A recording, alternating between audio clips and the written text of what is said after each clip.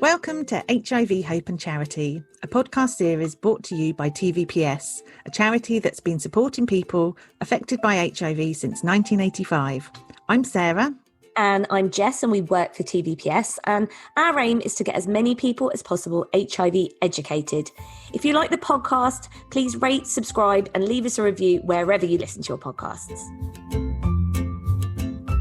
Right, you ready? Yeah. Welcome. Oh, look, did you hear me take a big... Because you're bracing yourself for the absolute bleep show that this is going to be, as always. First of all, welcome to HIV Hope and Charity. Secondly, I know, because you share the stats and I know you monitor them closely, we've had lots of new listeners recently, and that's lovely. And we know they're coming back every week, but I feel we ought to say just to anybody who is new, welcome to the catastrophe. Okay, well, this illustrates my point exactly for any new listeners. What you'll find during our podcast is, I can't string a sentence together and I'm very bad at pronunciation, and Jess's dogs like to be involved. Unfortunately, more so today, my neighbours are having lots of work done. So it's going to be a beautiful, fun and exciting day for me, full of a lot of banging and also my dogs barking, because they then think that's someone at the door. So it's like a never-ending cycle. So that's going to be fun. I'm thinking maybe just hankering down in the lounge. I try and put the fan on for like some noise. Do you know what I mean? Yes. Like white noise. White noise. Yeah, that's my thinking. But yes, apologies for Jimbo getting involved early on today. That's fine. So I think anyone who's listening today and makes it to the end of the episode, reward yourself. Maybe an alcoholic drink, maybe a lie down in a dark room, maybe some sweets.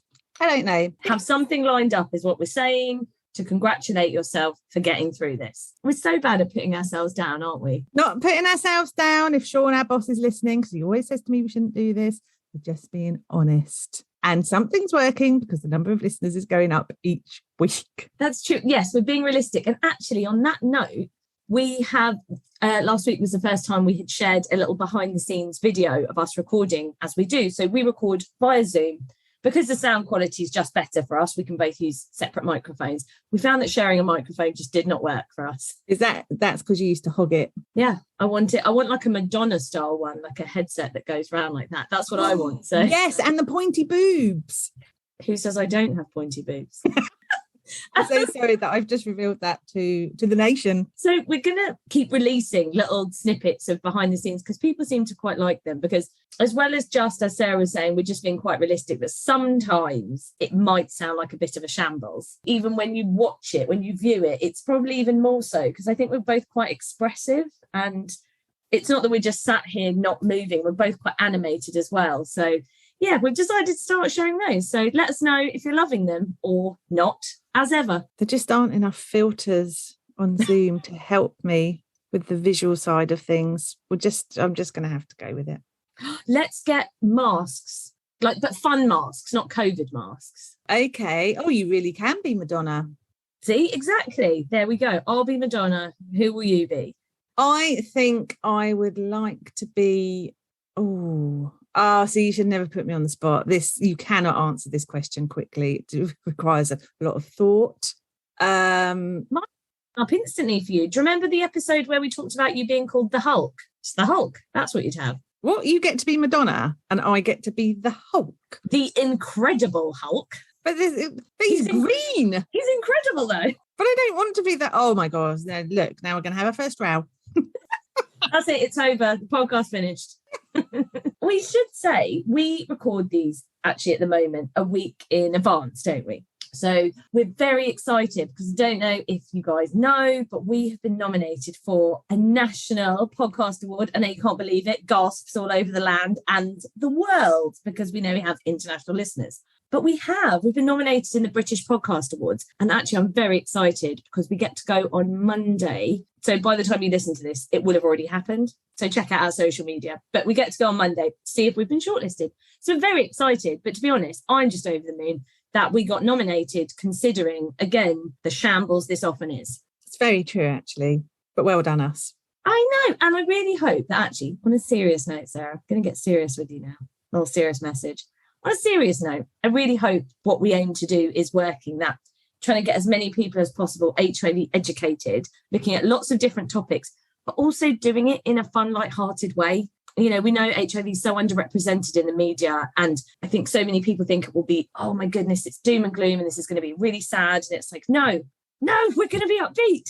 I feel like you're practicing your podcast acceptance speech. I like it. Our, remember? It'll be like when we've been to awards before and we won, and I pushed you out of the way to get to the stage first. And then Chris Tarrant, I don't know if everyone knows who he is, but he was on, he used to host Who Wants to Be a Millionaire. And he lives in our local area, and he was hosting these awards. And as Sarah had like shoved me out the way and I was stuck in between these two chairs, I couldn't quite get to the stage. Chris Tarrant puts his arm out to kind of sort of show her the way in which, here you go, come up to the stage. She misjudges this wildly, bear hugs him, thinks he's going for a full hug. He was not. It was just amazing. And I really wish I'd recorded all of it. No. It was awful. That moment when you're up on stage on your own, you realise you've inappropriately hugged someone. And I look round and you're miles away. And it's like, come on, Jess, what's the matter with you? I don't think we were expecting it, were we, to be honest? And that's why it was such an utter shock. No, it was, because award ceremonies can go on for a long time. I remember this distinctly, and it's like, oh gosh, this is dragging on forever. And you kind of switch off a bit, and we were just getting a bit like silly children, really, weren't we? Neither of us got a huge, long attention span. And then when we heard TVPS, we're just like, what? And then it was like, oh, this is my moment. Well, that's how you felt about it. Like it was an Oscar. I'd just like to thank my mum and Gracie for being amazing. Exactly, yeah. So yeah, amazing. No, I wasn't. When I plodding up to the stage. No, eventually got there half an hour later, it's all over. Everyone stopped clapping. So I'll just get rid of these two clowns. Yeah, and they're like, who's this woman that's just wandered to the stage? We tell her that it's not the next award yet. Yeah. Yes. Oh, in other news, I have to clear something else up from last week's podcast. I went away and did some research. For those of you that were involved in the Malachi debacle. Yes. So I had a lot of people, I'm not going to lie to you, and I know you did the same, Sarah. You had a lot of people say to you, well, no, I either think it's definitely Malachi, it's definitely Malachi. Well, I went away, and for this instance, for this character, I went away and found a YouTube video of Glenn. I can't remember his surname. Sorry. Wallace. Wait, was it Wallace? Greg Wallace. That's what I'm just thinking. Glenn from Hollyoaks, the actor. Anyway, he's introducing himself, and it's definitely Malachi. Because it ends in a Y. Yes. If it ends in an I, it's Malachi. Yeah. Yeah. So work on your reading skills, Sarah, essentially, is what I'm saying. You know what? Our relationship's disintegrating by the second. Let's move on, shall we? What are we doing this week? We're looking at another film this week. Is it a film? It's 30 minutes long. It's like a documentary film, I would say. Yeah, you can call it a documentary film. It's called The Lazarus Effect. I do have problems saying the word Lazarus, but that's it's just me. Lazarus. And it's a film about the positive effect of HIV medication. Here we go, early doors again, can't speak, on people living in Zambia. It was shown on Channel 4 in 2010, and it's available on YouTube, which is where I saw it. Now, as with all our episodes, there are spoiler alerts all the way through this. So if you'd prefer to watch the film first and then listen to us, we'll see you in 30 minutes. And don't confuse this with The Lazarus Project, which is an American horror film, because that's what I did and very nearly got dragged down a very traumatic rabbit hole. Oh, wow. Okay, yes. And I actually think there's even another film that is also called The Lazarus Effect. But this is the documentary. We will put the link, as we always do, in the podcast. So if that's what you're looking for, we will put the link. You just hit that link. Because if you search for it, I feel like you're going to get lost in a world of Lazaruses. I don't actually even know what that means. Oh, I will tell you. Do you want me to tell you now? Am I jumping ahead? You don't have to. You can just start from the beginning and we'll come on the journey with you. Okay, that's fine. So this is probably not everyone's choice of viewing. I get that. There's two reasons for us featuring it. One, we haven't really looked at the impact of HIV in America before, so this is a good starting point for us. And two, do you mean Africa? Right, let's start that bit again. And you'd better cut this out, because I've noticed I keep saying to you, edit it, and then you leave it in. Otherwise, I'll take over the editing. Right. I know this is probably not everyone's choice of viewing. There's two reasons for us featuring this. Number one, we haven't really looked at the impact of HIV in Africa before, so this is a good starting point for us. And two, it is a really uplifting film, because so much of what we hear about HIV in Africa is negative. So when something like this comes along, it helps to redress the balance. Yeah, that's true. And the only reason I did pull you up about America is because, do you remember that whole we had like a raft of American episodes. And I thought, that is not true that we have not covered America. Oh. Only because there was such a raft. But yes, I'm really, really pleased with covering this. And I have to say, I haven't watched the documentary yet, but I'm definitely going to do that after this. I liked it. It's good. The Lazarus Effect was made after an organisation called Red had contacted a director called Lance Bangs and producer Spike Jonze, or Yongs maybe. I think it's pronounced Jones because I love Jackass and both of them do Jackass. What, Jongze? Yeah, Jones. Spike Jones. I'll take the flak if it's not Jones. I've always known it as Lance Bangs and Spike Jones. Right. Okay, fair enough. Now, this is a two-parter. So we're going to look at Red in more detail in our next episode because they do a lot of work in Africa and it's quite an interesting organisation. Film School, as you asked, is based on the biblical story of Lazarus, whom Jesus raised from the dead. And this echoes the feelings of that because people are recovering because they're taking HIV medication. So they're effectively bringing them back from certain death if they didn't have the meds. Oh, wow. I know. Never heard of that word. Well, as in obviously apart from it, the other film, but I haven't heard of it. I've not read the biblical story, but I had heard of Lazarus. But then I went to a church school, so... Yeah, no, my parents were like, no, absolutely had to be non-religious. Oh, you're so lucky you never had to go to a church service. We were always at them. What, in school? Yeah, we used to, for any occasion, Easter, Christmas, No. Saints' days. You went to church, really? Yeah, I used to have to go to church. Oh, my goodness. I'm going to tell you this, and I know it's a diversion, but it's kind of amazing. At my school, a lot of children were sent there because it wasn't a religious school. It was one of the schools in Eastbourne that wasn't. So if you didn't want your children to go to religious school, you're sent to the school I went to. And then when I was 15, 16, doing your GCSEs, we had a new head teacher come in. She was very religious, and she really tried to push this on the school. And obviously there was a very big backlash from the parents. And there was one kid in my year, and I won't say his name, but it was possibly the best thing that I've ever seen. A group of friends, their house garden backed onto our school field. And so in an act of protest, they made a giant crucifix. They posted it over the wall to the field, and they nailed this, obviously through a school jumper, not literally nailed, through a school jumper, this volunteer, this guy, they nailed him to the crucifix as like a protest. So when it came to the end of lunch and she was blowing the whistle to be like, you have to come in, he was just like crucified through his school jumper at the end of the field. My gosh. Yeah, he got suspended. What school was this? We're the first school in the area to get a CCTV, so not a great one. Wow. Gosh, right, let's go back to our podcast. Thank you for that. You're welcome. So, Red suggested they film in Zambia, where 1 in 7 people are HIV positive. So they did. And the results, this 30-minute film. And it tracks several people that were very ill but return to good health once they start taking their HIV meds. So people who've listened to us for a while will know they're called antiretrovirals or ARVs, but we've got new listeners. So let's just explain that ARVs or antiretrovirals are the medication that you take to suppress the HIV virus in your body. It is the same medication that HIV positive people take all over the world. Doesn't matter where you live, it's identical. And the film really focuses on the difference the medication has made to these people's lives. So the first lady they feature, she's called Constance, and she is remarkable. She lost all 3 of her children to AIDS. Her husband fell ill, but he would only test if she went too. And in the film, she says, well, I did it to save his life, because if she hadn't have agreed, he wouldn't have bothered, and then he would have died as well. They both test positive. Her husband needs to start medication straight away, and instantly they've got this dilemma. What's more important, rent, HIV drugs, or food? Because they cannot afford all 3.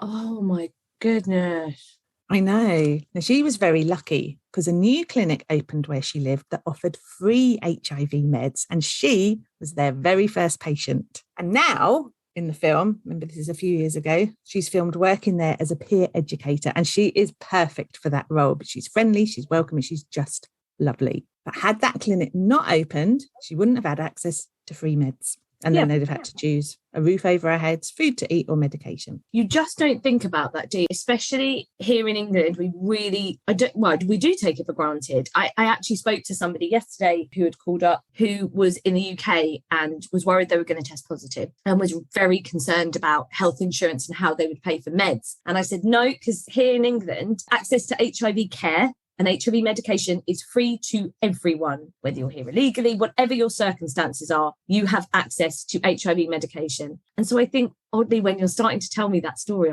the last thing on my mind is that they'd have to pay for their HIV meds. I know. It was a shock to me too. There's also, there's someone called Paul who's featured. He lost his parents and some of his siblings to HIV. When they meet him first, I mean, he's terrified because HIV is literally picking off his family one member at a time. You know, he looks very ill. Then when they go back to see him at the end of the film, he's very healthy. He's cycling off down the road to work. And it's a really simple example of how HIV meds can really turn someone's life around. It makes all the difference, doesn't it? It's everything. It really does. And then this one really touched my heart, mainly because she was the same age as my son. So there's a little girl called Bowelia. She's 11, but she looks about 5. She's absolutely tiny. She's too poorly to go to school because she has HIV. 3 months later, they're back. She's on medication. She looks amazing. She's healthy. She's happy. She's running around with her friends, loving school. She's back in school. And that's all really she wanted to do when they saw her the first time. She said, I just want to go to school. But there she is, having taken the medication completely carefree, just how it should be.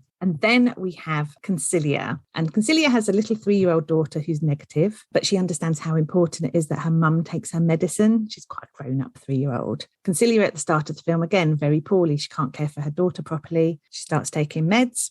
And they become a proper little family and they're so sweet together. And then she goes on to become a peer educator at the same clinic as Constance. There's nothing more valuable than having someone that's been through that go back and be a peer educator. And we know that from our services. No, I'd absolutely agree with that. Now, I should point out, I mean, it's not all good news. There is sadness too within the film. It wouldn't be a true reflection of life if there wasn't some sadness. But there were also kind of moments of hope as well. So Constance talks about how they started a peer support group through the clinic. And it's interesting because we offer the same service through TVPS. And she said the first one, only 5 people came. There were, and now it was crammed full of people when they filmed it. But having the same issue that we had in the past, where people want to meet others who are positive, but are too scared to come to the centre in case they're seen coming in or they meet someone there. So she said they faced those exact same challenges in Africa where people were kind of hanging around the door of the peer support room. We're thinking, oh, well, they can't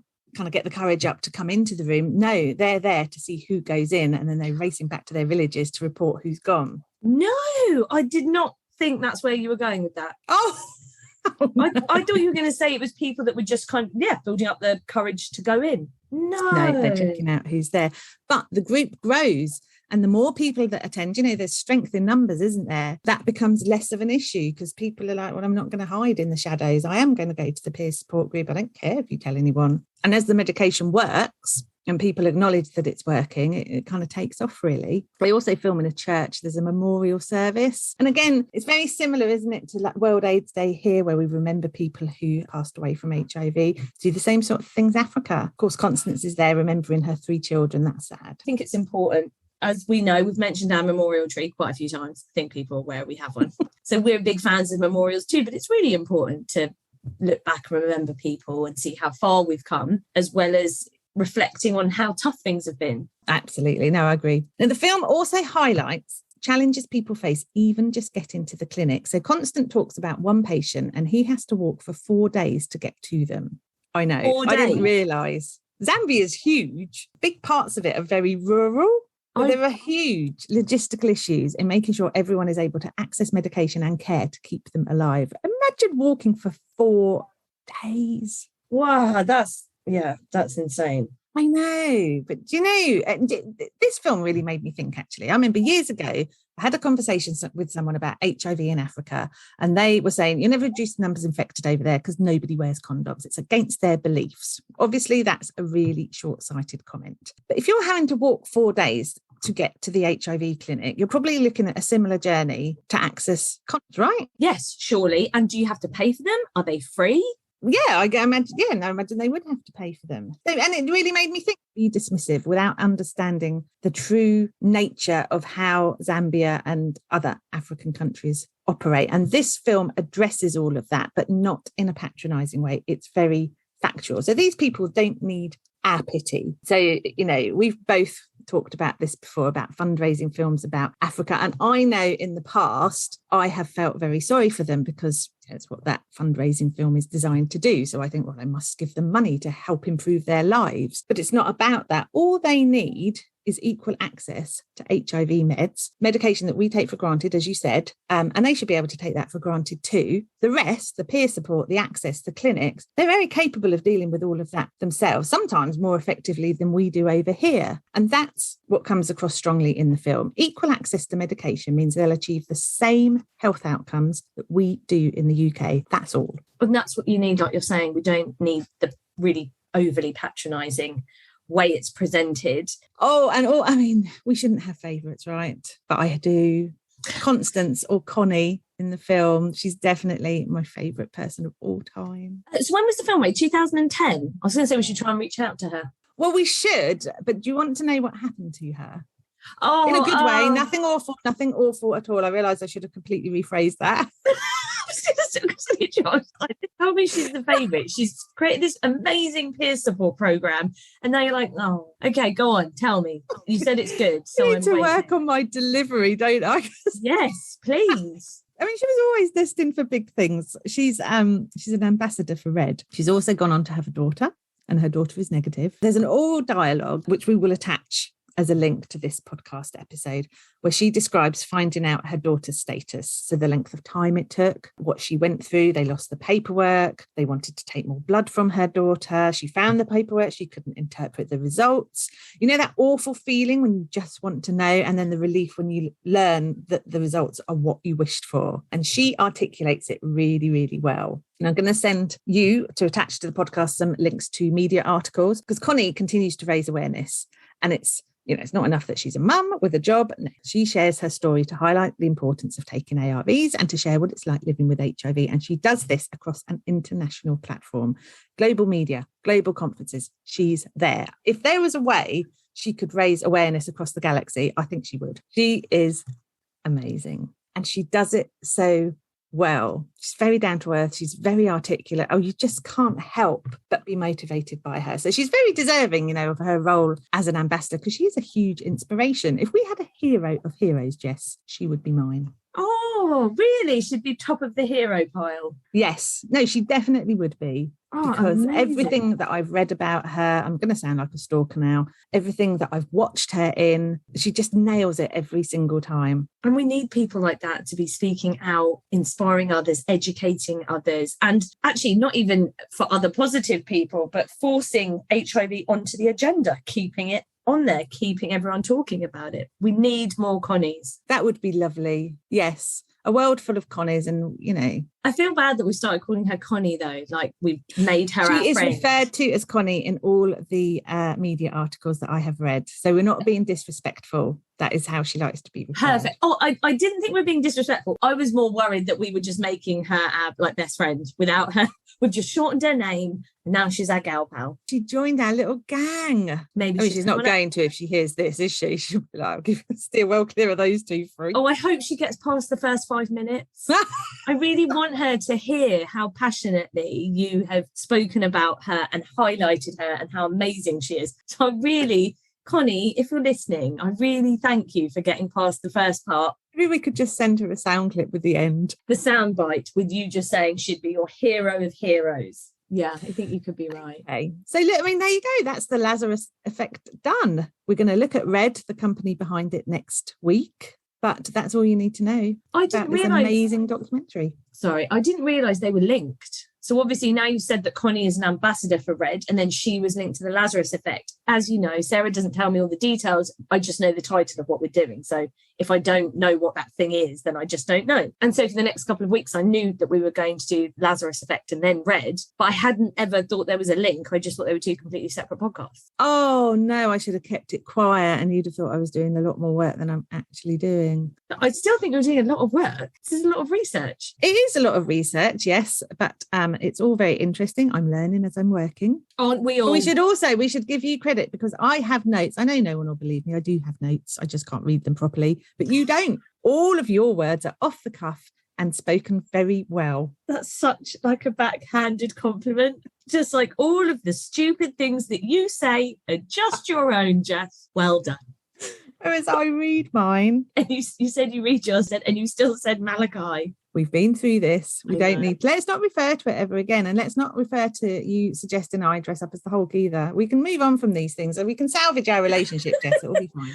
Well, yesterday, I think the podcast is kind of seeping into mine and Sarah's day-to-day working life, because yesterday I can't remember what we were emailing about, but I went back and said, oh, yes, we'll have a debate about it. I meant debate. And Sarah, of course, came back and said, a debate or a debate, Jess? And I thought, oh, God, this is just like doing the podcast where I'll say like posthumous is what I said, isn't it? But it's posthumous. Yeah. Everyone thinks is hilarious. So it was just like that, just over email. I was like, oh, we're living our podcast life now in our day-to-day working life. And I liked it. I know, it's taken over everything. But I'm going to go literally to this podcast thing. I'm going to meet as many people as possible. And hopefully, maybe we'll get someone to come on here and they can learn about an HIV hero with us. That'd be pretty cool, wouldn't it? Oh, a guest. I think we're ready for guests, you know. I worry that they would just sit back and go, what on earth is this? We're talking, there's a cat being sick on the floor. There's a dog barking. They can't say their words properly. We spent 10 minutes debating how to say something. I feel like they might be quite silent. Yeah. Don't get anyone too articulate. They'll make us look bad. That's true. But I think... how would you say, well, show them a flashcard with Malachi on it and posthumous. All the words that we've had trouble saying. And I'll just be, that's how we'll find our guest. We'll do it. That's how we will sift through the many guests that will want to be on it. Yes, I am like planning for like a big roster. I feel we've never asked Sean. Sean's our boss and he's very articulate and can just do things off the cuff with no preparation whatsoever. And I feel that that's the reason we've never asked him back on the podcast, because, you know, he can talk very eloquently. But I think we bring the fun. Are you saying Sean's not fun? I didn't say. No, Sean, no. God, look at what you're doing. Look at the division you're putting in here. Sean's our boss. Did you say that? Yes. Do we say that a lot? We're always like, Sean's our boss, just to let you all know. No, I just meant, I think our tomfoolery, as some might call it, or our many, many mistakes kind of make for nice listening. A bit of a chuckle riot. Well, like we said, it's working. The number of listeners is going up. So, you know, now is the time. As we said at the start, if you've made it to the end of this episode, it's almost time for your treat. I mean, that sounds a bit rude and sinister, doesn't it? That really does. Oh dear. I don't know how to come back from that. No, well done, everyone that's new. Welcome. Yes. Go and give yourselves a treat now. Yes, go and have that treat. Well done for getting through it. And don't expect some kind of great ending where we say bye or something, because one of us just says something and then I just cut the podcast, and that's how we work. Yes. Thank you for listening to HIV Hope and Charity. If you'd like to know more about the work that we do, visit tvps.org.uk. And please like, subscribe and rate the podcast if you enjoyed it.